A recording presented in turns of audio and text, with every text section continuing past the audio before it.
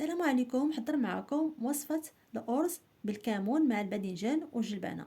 نضيف 170 غرام من البصل مقطعين مكعبات، 400 غرام من الباذنجان مقطعين مكعبات، ملعقة كبيرة من الماء لمنع الالتصاق، ونخلط الكل ونغطيه ونخليه مدة 5 دقائق على نار متوسطة.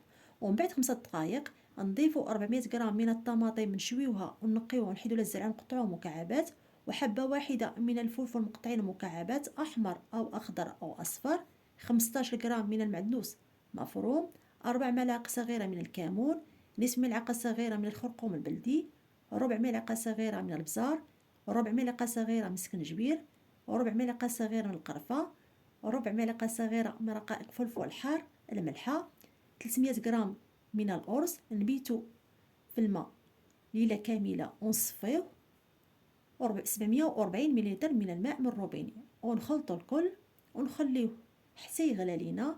نزولو فوق النار ونعملوه في لاطات الفران، ونغطيه بابي سولفوريزي، وممكن نضيفو فوق بابي سولفوريزي بابي الومنيوم، ونسخنو الفران قبل وندخلوه يطيب في الفرن.